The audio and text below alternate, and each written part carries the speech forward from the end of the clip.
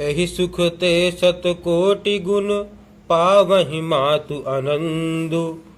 भाइन सहित भी आहि घर आए रघुकुल चंदु।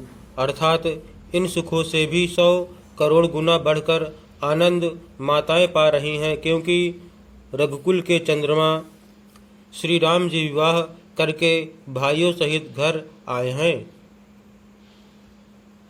लोक रीति जननी करहि बर दुलहिन सकुचाहि। मोदु बिनोदु बिलोकि बड़ राम मनहि मुसुकाहि। अर्थात माताएं लोक रीति करती हैं और दुल्ह दुल्हने सकुचाते हैं। इस महान आनंद और विनोद को देखकर श्री रामचंद्र जी मन ही मन मुस्कुरा रहे हैं। देव पितर पूजे विधिनी की पूंजी सकल बासना जी की। सबहि बंदी मांगहि बरदाना भाइन सहित राम कल्याणा। अर्थात मन की सभी वासनाएं पूरी हुई जानकर देवता और पितरों का भली भांति पूजन किया। सबकी वंदना करके माताएं यही वरदान मांगती हैं कि भाइयों सहित श्री राम जी का कल्याण हो।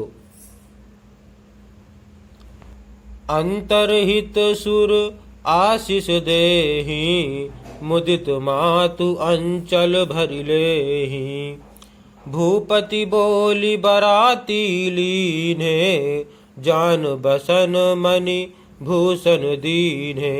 अर्थात देवता छिपे हुए अंतरिक्ष से आशीर्वाद दे रहे हैं और माताएं आनंदित हो आंचल भरकर ले रही हैं। तदंतर राजा ने बारातियों को बुलवा लिया और उन्हें सवारियां, वस्त्र, मणि, रत्न, आभूषण आदि दिए। आय सुपाई राखी उर रामहि मुदित गए सब निज निज धामहि। पुर नर नारी सकल पहिराए घर घर बाजन लगे बधाए। अर्थात आज्ञा पाकर श्री राम जी को हृदय में रखकर वे सब आनंदित होकर अपने अपने घर गए। नगर के समस्त स्त्री पुरुषों को राजा ने कपड़े और गहने पहनाए। घर घर बधावे बजने लगे। जाचक जन जाचहि जोई जोई प्रमुदित राव देहि सोई सोई। सेवक सकल बजनिया नाना पूरन किए दान सन्माना। अर्थात याचक लोग जो जो मांगते हैं विशेष प्रसन्न होकर राजा उन्हें वही वही देते हैं। संपूर्ण सेवकों को और बाजे वालों को राजा ने नाना प्रकार के दान और सम्मान से संतुष्ट किया। देहि आशीष जोहारि सब गामहि गुण गण गाथ। तब गुरु भूसुर सहित ग्रह गवन कीन नरनाथ। अर्थात सब जोहार वंदन करके आशीष देते हैं और गुण समूहों की कथा गाते हैं। तब गुरु और ब्राह्मणों सहित राजा दशरथ जी ने महल में गमन किया। जो वशिष्ठ अनुशासन दीन्हि लोक वेद विधि सादर कीन्हि। भूसुर भीर देखी सब रानी सादर उठी भाग्य बढ़ जानी। अर्थात वशिष्ठ जी ने जो आज्ञा दी उसे लोक और वेद की विधि के अनुसार राजा ने आदर पूर्वक किया। ब्राह्मणों की भीड़ देखकर अपना बड़ा भाग्य जानकर सब रानियां आदर के साथ उठी। पाय पखारी सकल अनवाए पूजी भली विधि भूप जिवाए। आदर दान प्रेम परिपोषे देत आशीष चले मन तो से। अर्थात चरण धोकर उन्होंने सबको स्नान कराया और राजा ने भली भांति पूजन करके उन्हें भोजन कराया। आदर दान और प्रेम से पुष्ट हुए वे संतुष्ट मन से आशीर्वाद देते हुए चले।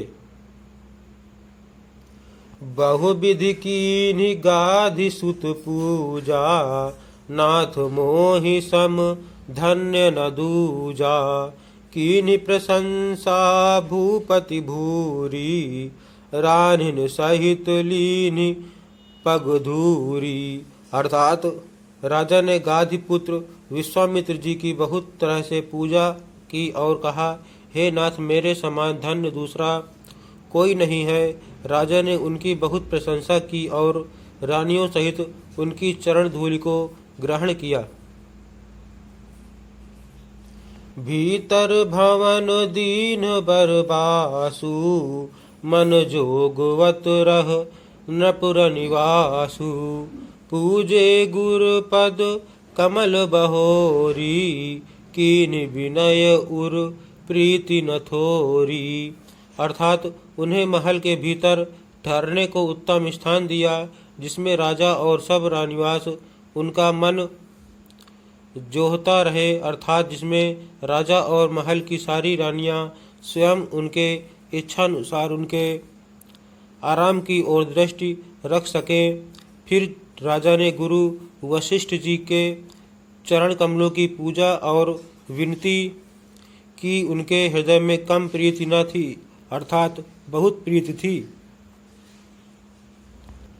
बधुन समेत कुमार सब, रानिन सहित महिषु। पुनि पुनि बंदत गुरु चरण, देत आशीष मुनीषु। अर्थात बहुओं सहित सब राजकुमार और सब रानियों समेत राजा बार बार गुरु जी के चरणों की वंदना करते हैं और मुनीश्वर आशीर्वाद देते हैं। विनय कीन्हि उर अति अनुरागे, सुत संपदा राखी सब आगे। नेगु मांगी मुनि नायक लीन्हा, आशीर्वाद बहुत विधि दीन्हा।